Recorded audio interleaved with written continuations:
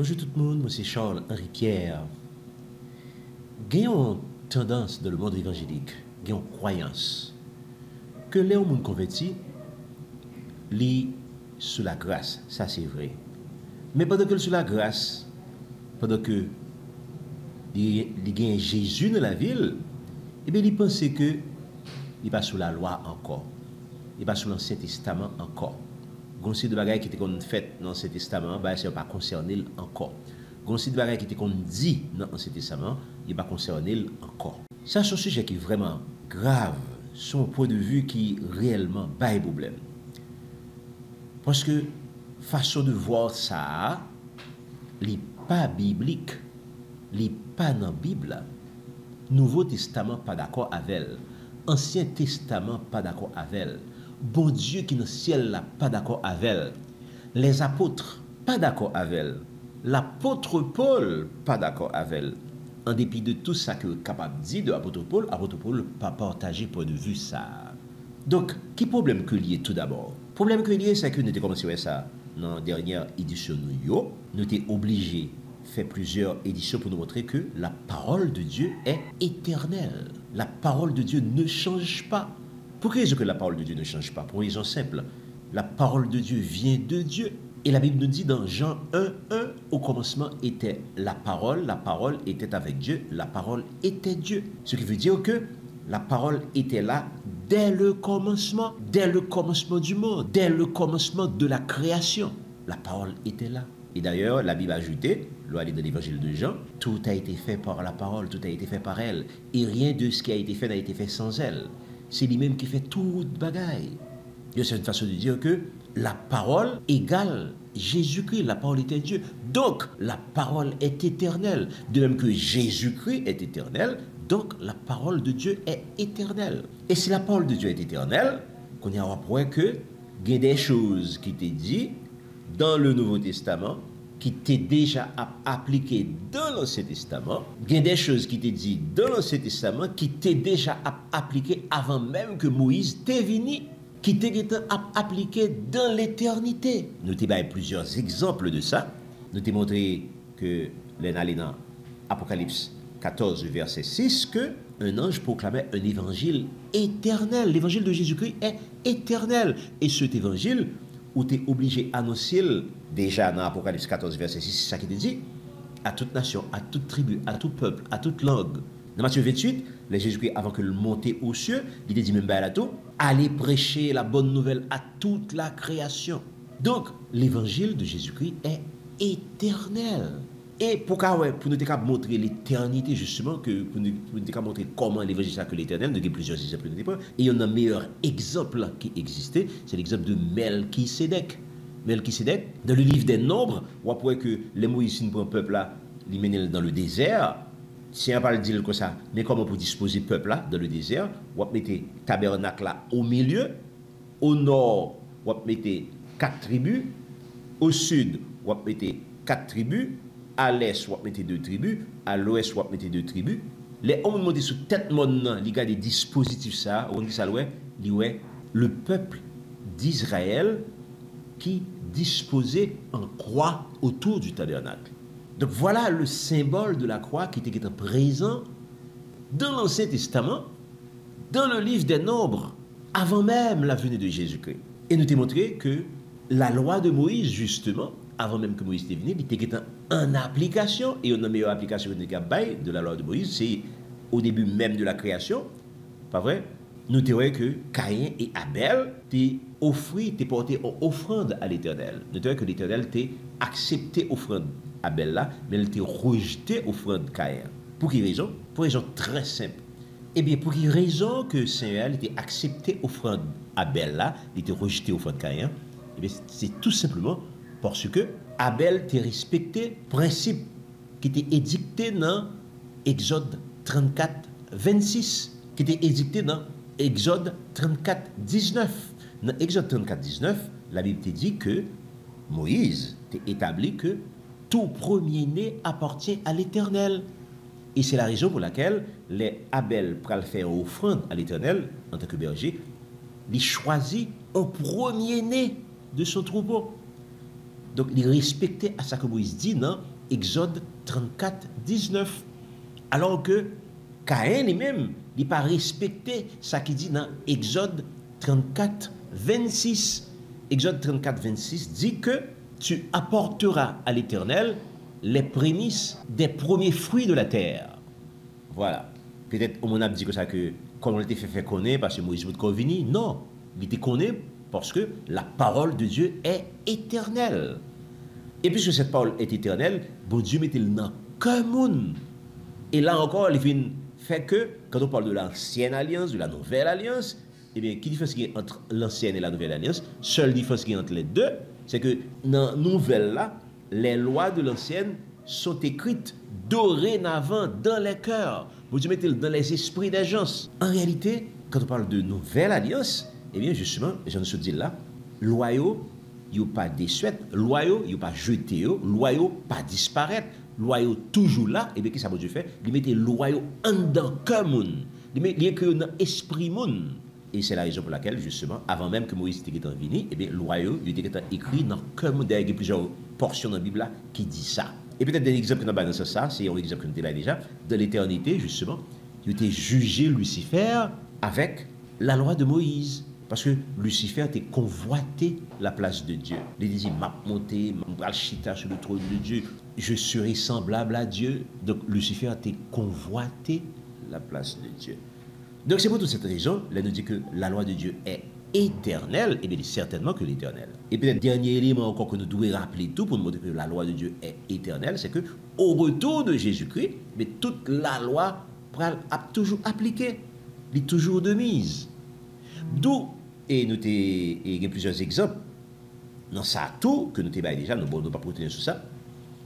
Mais d'où vient donc que des gens qui citaient des portions tirées notamment de Paul, de l'apôtre Paul, des épîtres de Paul, peut dire que la loi de Dieu n'existe pas dans le Nouveau Testament.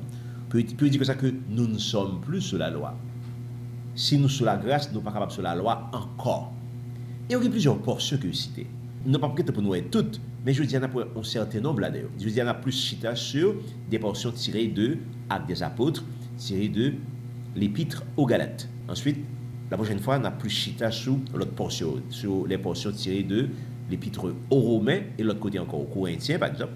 Tout exemple ça, qui tient dans la portion ça, que nous avons utilisé pour dire que nous ne pas sous la loi encore. Premier côté que nous avons allé pour nous capables, ouais, si c'est vrai, ou bien que nous sous la loi, ou si nous pas sous la loi, nous pas regarder sous ça, Paul te dit dans Actes des Apôtres. Nous pas regarder dans Actes des Apôtres. Quelques hommes venus de Judée enseignaient les frères en disant, si vous n'êtes circoncis selon le rite de Moïse, vous ne pouvez être sauvés. Paul et Barnabas eurent avec eux un débat et une vive discussion. Et les frères décidèrent que Paul et Barnabas et quelques-uns des leurs monteraient à Jérusalem vers les apôtres et les anciens pour traiter cette question. Et puis devant nous parlons que à Jérusalem, dans le verset 6 là, les apôtres et les anciens se réunirent pour examiner cette affaire. Une grande discussion s'est engagée. Pierre se leva et leur dit, hommes, frères, vous savez que dès longtemps, Dieu a fait un choix parmi vous, afin que par ma bouche les païens entendent la parole de l'évangile et qu'ils croient. Nous parlerons dans Actes des Apôtres, toujours au chapitre 15, au verset 28 et 29, qui ça dit pour traiter justement problème ça. Mais qui ça dit? Car il a paru bon au Saint-Esprit et à nous de ne vous imposer d'autre charge que ce qui est nécessaire, savoir de vous abstenir des viandes sacrifiées aux idoles, du sang, des animaux étouffés et de la débauche, choses contre lesquelles vous trouverez bien de vous tenir en garde. Donc, conclusion de problème, non, me rappelle encore au problème qui est posé. Le problème, c'est que gagner des chrétiens, des nouveaux convertis d'origine païenne, qui dit comme ça, que si on moun ou passer au concis, ou pas capable de sauver. Donc si on pour une portion ça, il va mettre dans le contexte, donc il va dire une énormité. Il va dire que si on moun passer au concis, ou pas capable de sauver. En d'autres termes, la circoncision, c'est un élément important pour un monde pour le sauver. La circoncision qui s'allie, eh bien, c'est un principe que vous jouez dans la loi de Moïse. La loi de Moïse demandait que tout Israélite doit circoncire. C'est que si on a fait un gros compte avec Moïse, et Moïse était fait une converti, pas vrai? Moïse était souci pour éclater Moïse, il n'y a pas qu'à Moïse encore. Et puis, laissez fois, ouais, que Moïse prend le Moïse, il faut être là. Madame Moïse, et bien, il prend en pierre taillée, et puis, justement, il coupe prépuce, et c'est ça qui a sauvé Moïse.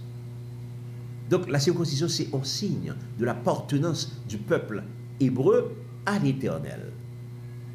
Maintenant, on peut comprendre pour ça que il y a des juifs qui viennent convertir au christianisme, qu'on y a qui pourraient dire que si on monde ou pas circoncis, ou pas passer par la circoncision, il est pas capable de sauver.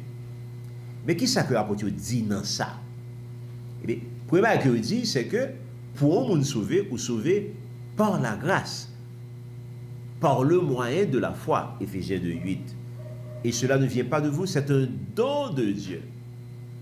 Donc, Pierre reprend parole ça, à savoir que on est sauvé par la grâce, par le moyen de la foi. Donc, on ne peut pas capable de dire que c'est la circoncision qui sauve. Donc là, il a couru avec eux, et c'est là que un pile monde commet erreur. Les Pierre fin dit que vous sauvez par la grâce et non pas par la circoncision. Il y a des gens qui tout campé là, et puis on dit que ça que la loi voulait s'ajouter, les commandements voulaient s'ajouter, les ordonnances voulaient s'ajouter. Est-ce que c'est ça que texte l'a dit? Non, c'est pas ça que texte l'a dit. Là, nous retournons dans Actes des Apôtres, le chapitre 15, les d'aller dans les versets 20 à 22, mais qui ça que nous jouons? À partir du verset 19, c'est pourquoi je suis d'avis qu'on ne crée pas des difficultés à ceux des païens qui se convertissent à Dieu, mais qu'on leur écrive de s'abstenir des souillures des idoles, de la débauche, des animaux étouffés et du sang. Car depuis bien des générations, Moïse a dans chaque ville des gens qui le prêchent, puisqu'on le lit tous les jours de sabbat dans les synagogues. Donc, ça qui dit là, c'est que pour solutionner le problème, non, le concile de Jérusalem, l'assemblée des apôtres, qui s'accueille, il dit que pour ne pas rendre la vie difficile aux nouveaux convertis, il a demandé pour qu'il y ait seulement 4 bagailles. Abstenez-vous du sang, pas manger sang, pas manger viande étouffée, abstenez-vous de l'idolâtrie, et puis abstenez-vous de la débauche. Vous remarquez que 4 bagailles, c'est 4 bagailles qui sortent dans la loi de Moïse. Ça t'a voulu dire que toute la loi de Moïse, si on voulait considérer les choses méchamment, avec méchanceté, l'État doit dire que ça, que portion ça a éliminé toute la loi de Moïse, et que c'est 4 graines bagailles seulement que vous devez imposer aux nouveaux convertis, à savoir de s'abstenir des viandes étouffées, de l'idolâtrie, de la débauche. Donc, est-ce que c'est 4 bagages seulement que le texte l'a demandé pour que nous vous convertis, pour abstenir, depuis fin bénéficier de la grâce de Christ? Pas vrai, vous convertis, Christ avec eux, vous avez la foi, pas vrai, vous convertis. Depuis que vous fin observer 4 bagages, et puis qu'est-ce que close pour eux? Tout bagage fini pour eux, est-ce que c'est vrai? Non, ce n'est pas vrai. Parce que là, dans le verset suivant, regarde ça, verset suivant dit. Verset suivant dit, car depuis des générations, Moïse a dans chaque ville des gens qui le prêchent. Il dit car son conjonction de coordination qui relie ça qui se dit à ça qu'a dit qu'on y a. Donc l'elfine dit, puis observer seulement 4 bagailles et reste bagaille yo. Mais dans l'esprit apôtre, reste bagaille là, il n'y a pas besoin de craser quoi pour reste bagaille que pas dit pour qui ça? Parce que dans toutes les villes, Moïse, il y a des gens qui prêché, c'est-à-dire qu'il y a des gens qui prêché la loi de Moïse. Et dans les synagogues, à chaque sabbat, ils lisent la loi de Moïse. C'est ça que l'apôtre dit. Donc, puisque Moïse, il y a dans chaque ville des gens qui prêché, puisque Moïse, dans les synagogues, à chaque sabbat, il y a des gens qui lisent la loi, donc il n'est pas nécessaire pour écraser quoi. Donc, il y a au courant de la loi. Parce que il y a des gens dans les villes qui parlent de la loi. Il y a des gens dans les synagogues qui lisent la loi, donc il y a des gens qui prennent connaissance de la loi. Donc pour eux-mêmes, il y a insisté seulement sur 4 bagailles que pas été qu'on observer en pile, que pas été qu'on pratiquer en pile, c'est-à-dire pas été qu'on manger en pile les viandes étouffées, le sang, l'idolâtrie était dans l'idolâtrie en pile, ensuite il était dans la débauche. Donc il a même insisté sur 4 bagages seulement, et puis maintenant, moun qui prêché Moïse, il a fait reste travail là. Moun de la synagogue côté qui a lu la loi de Moïse, il a fait reste travail là. C'est exactement ça que Acte 15 dit. Donc, on n'est pas capable d'utiliser Acte 15 pour dire que ça que la loi n'existe pas. Au contraire, nous souhaitons que Acte 15 montre que l'on finit bénéficier de la grâce, l'offre bénéficier de l'offre par la foi ou bénéficier de la grâce, eh bien, ou un quatre bagailles que vous exigez pour observer, parce que quatre bagailles de faire pile de cas, il y a pile monde qui te pratique passer en pile, et puis pour tout reste ça qui concerne la loi, eh bien, là, on va le joindre dans les villes, côté qu'a prêché Moïse, dans les synagogues, côté qu'a lu la loi de Moïse. L'autre portion encore que nous avons cité, puis dit que le chrétien n'est plus sous la loi, eh bien, c'est, nous avons dit, c'est l'épître aux Galates. Dans pile bagaille dans Galates que nous avons puis dit que nous pas sous la loi. Même citer quelques-unes là d'ailleurs. Nous voulons citer tout d'abord Galates 3, 10, qui dit comme ça. Car tous ceux qui s'attachent aux œuvres de la loi sont sous la malédiction. Car il est écrit, maudit est quiconque n'observe pas tout ce qui est écrit dans le livre de la loi. Verset 13 là, de Galates 3, il dit comme ça. Christ nous a rachetés de la malédiction de la loi, étant devenu malédiction pour nous. Car il est écrit, maudit est quiconque est pendu au bois. Galates 3, 24 dit, ainsi la loi a été comme un précepteur pour nous conduire à Christ, afin que nous soyons justifiés par la foi. Galates 3, 25, la foi étant venue, nous ne sommes plus sous ce précepteur. Verset 26 a dit, toujours de Galates 3, car vous êtes tous fils de Dieu par la foi en Jésus-Christ. Galates 4, 10 dit, vous observez les jours, les mois, les temps et les années. Je crains d'avoir inutilement travaillé pour vous. Galates 5, 1, c'est pour la liberté que Christ vous a affranchi. Demeurez donc ferme et ne vous laissez pas mettre de nouveau sous le joug de la servitude.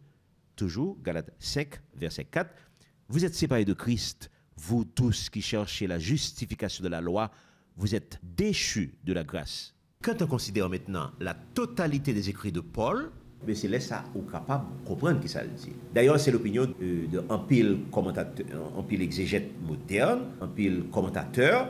Il y en a de me citer, au moins il y en a d'ailleurs, c'est Craig Keener qui a écrit Galatians 2018, page 58. Il dit comme ça que toute la théologie de Paul sur la loi ne doit pas être établie, déterminée à partir d'un unique verset. Voilà. C'est comme si il a dit au malheur à un monde qui a fait toute une théologie, qui a battu toute une théologie pour Paul à partir d'un grain de verset. Par exemple, il dit que le chrétien n'est plus sur la loi, mais sur la grâce. Mais ça, sont grain de verset lié. Mais l'on prend toute l'autre bagaille que Paul dit, on ne va pas même citer l'autre apôtre, on prend seulement Paul. Parce que l'autre apôtre, il même tout, il montre que chrétiens bénéficient de la foi, ils bénéficient de la grâce de Dieu. C'est assez certain.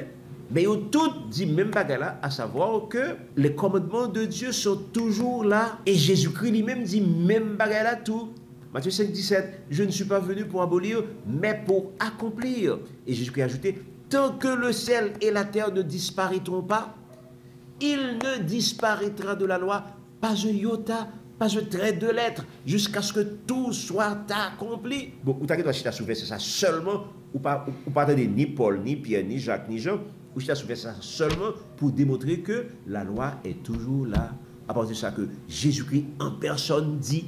Et puis dans Matthieu 19, Jésus va le dire même là encore, le jeune homme riche va lui poser la question, maître, que dois-je faire pour avoir la vie éternelle? Jésus va le dire, tu connais les commandements.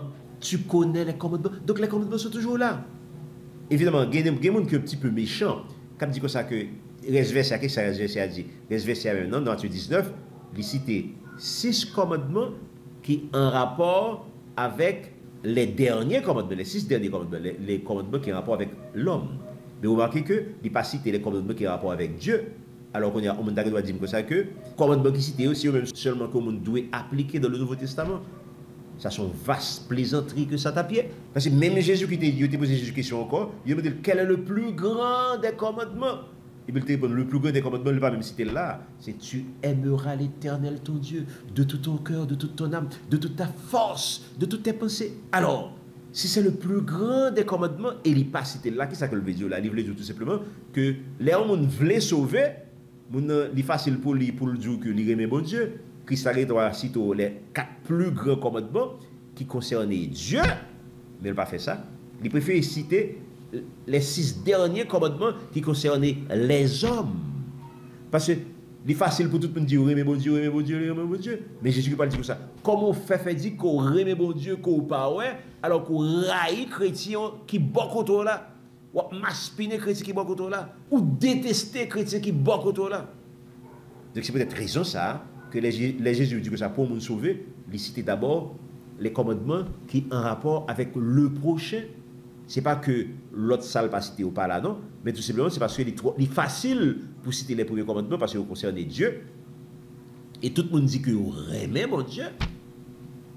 Donc il préfère citer ça qui est en rapport avec les hommes. Voilà. Donc c'est pour toutes ces raisons que nous dit que la loi est toujours là. Et pour revenir à Paul, et avant même de revenir à Paul, c'est pour nous constater que Pierre, d'accord que la loi est toujours là. Jean, d'accord que la loi est toujours là. Jude, d'accord que la loi est toujours là. Jacques, d'accord que la loi est toujours là.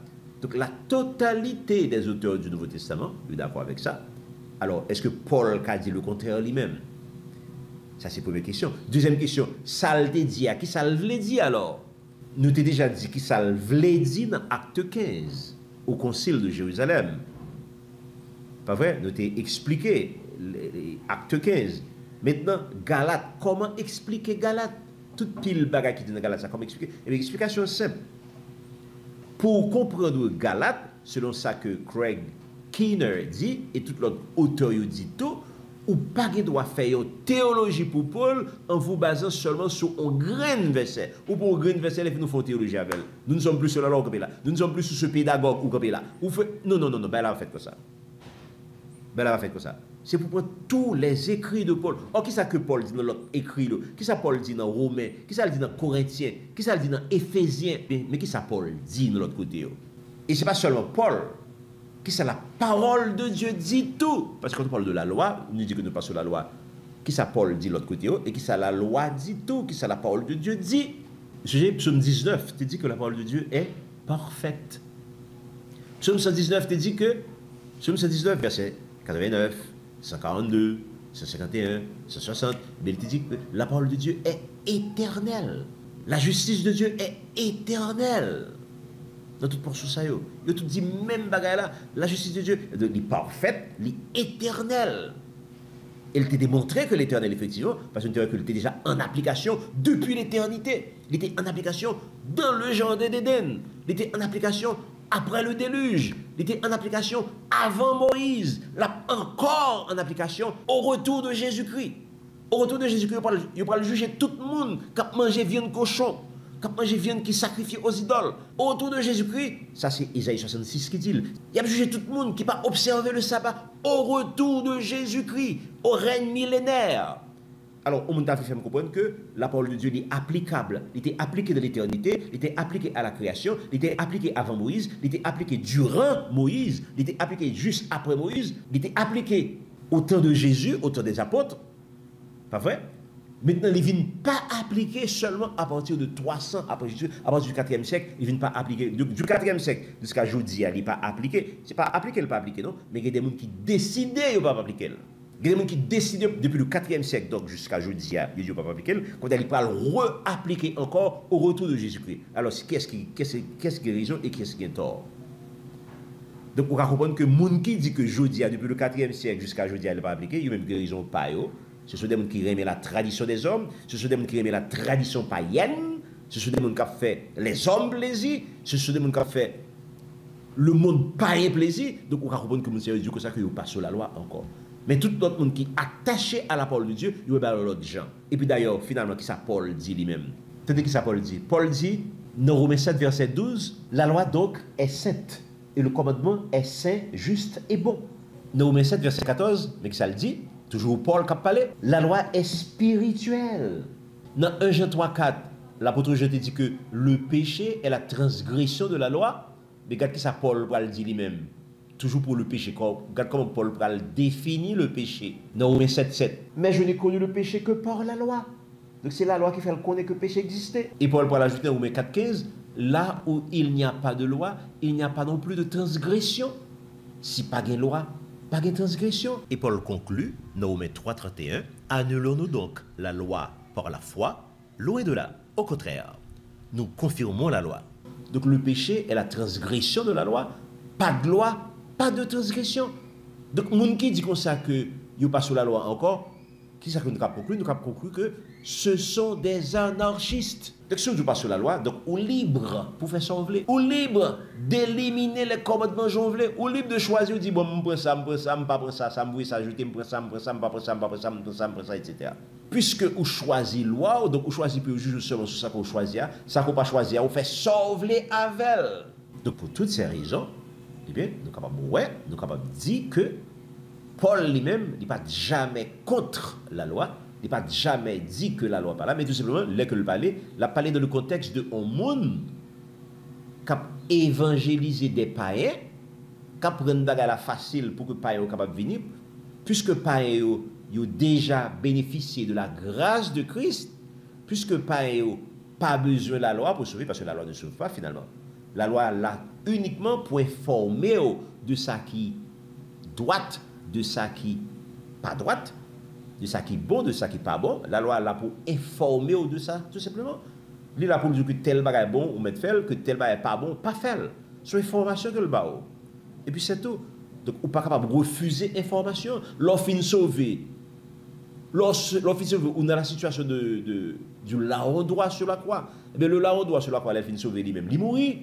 Donc il n'est pas pour appliquer la loi. Et malgré ne pas appliquer la loi, il mourit immédiatement. Pas vrai, il était Jésus. Et pas oublier, pour arriver dans le règne, Jésus était dit, ce soir même, tu seras avec moi dans le paradis. Donc, le larron droit, il était sauvé. Malgré ne pas appliquer la loi. Mais ou même, moi-même, l'offre sauvé, ou toujours en but à toutes sortes de tentations, à toutes sortes de persécutions, à toutes sortes de situations. Des fois, par contre, si vous faites à droite, par contre, si vous faites à gauche, donc là, ça, c'est la loi qui peut diriger, qui peut guider, qui peut dire oui ou qu'a fait ça, non ou pas qu'a fait ça. Si chrétien qu'on y a, il n'y a pas rien pour guider, il n'y a pas un guide ça qui est la loi, mais il a fait salver. Et bien, laisse ça, il a tombé dans le trou et il ne connaît que il est dans le trou. Donc, finalement, c'est erreur ça pour ne pas commettre, pour ne pas dire que Paul dit des choses qu'en réalité il n'a pas dit, mais tout simplement, il parlait pour accommoder les nouveaux convertis. Pour accommoder les nouveaux convertis, et puis d'ailleurs, les fin accommoder en pensant que nouveaux convertis, il y a toujours une opportunité pour tendre la loi, pour méditer sur la loi, pour prêcher la loi. Parce que chaque sabbat, la loi est prêchée, la loi est lue dans les synagogues. Et à travers toutes les villes, eh bien, il y a des gens qui ont prêché la loi de Moïse. Donc ça fait que Paul n'a pas des problèmes pour la loi. Donc Job parle, c'est fait nous connaître que il sauvé pas besoin de la loi pour sauver sans la loi. Donc on n'a pas besoin de faire on sait de juifs t'as fait juifs ça yo, il marche de côté dit que ça que sous passer au concis ou pas sauver, sous pas pratiquer la loi ou pas sauver. Non, c'est pas rôle la loi. La loi pas un rôle pour le sauver. La loi a un rôle pour empêcher de tomber dans le péché, mais elle pas un rôle pour le sauver. Sauver son seul qui capable sauver, c'est par la grâce, par le moyen de la foi. Donc c'est exactement tout ça qui gagne. Donc c'est pour ça que nous avons besoin de jour, c'est pour ça que nous devons avoir aujourd'hui. La fois prochaine, on va procéder d'autres portions tirées notamment de l'épître aux Romains. Que bon Dieu bénisse nous.